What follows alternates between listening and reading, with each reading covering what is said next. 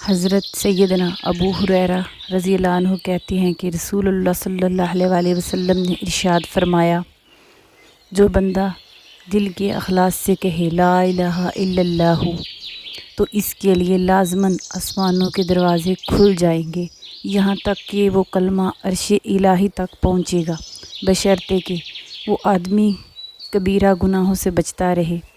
اس حدیث میں کلمہ لا الہ الا اللہ کی ایک خاص فضیلت بیان کی گئی ہے کہ اگر اخلاص سے یہ کلمہ کہا جائے اور اللہ سے دور کرنے والے بڑے بڑے گناہوں سے بچنے کا اہتمام کیا جائے تو یہ کلمہ براہ راست عرش الہی تک پہنچتا ہے اور ایک خاص قبولیت سے نوازا جاتا ہے۔ ایک حدیث میں آتا ہے وَلَا لَا إِلَٰهَ إِلَّا اللَّهُ لَيْسَ لَهَا حِجَابٌ مِن دُونِ اللَّهِ حَتَّىٰ تَخْلُصَ عَلَيْهِ کہ کلمہ لا الہ الا اللہ کے اور اللہ کے درمیان کوئی حجاب نہیں، یہ کلمہ سیدھا اللہ کے پاس پہنچتا ہے۔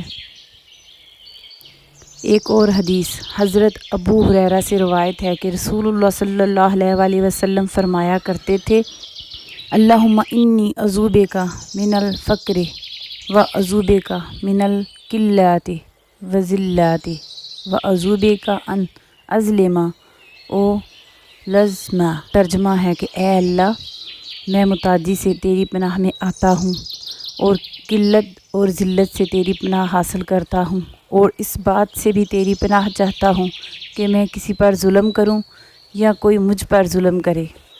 پتہ چلا کہ متعدی کا نتیجہ ذلت ہے۔ اللہ ہر مسلمان کو ذلت سے بچائے۔ اور قلت سے مراد ہر نیک کام میں قلت مراد ہے، اور حلال کمائی کی قلت بھی اسی میں داخل ہے۔ اللہ ہر مسلمان کو حلال روزی عطا فرمائے، آمین۔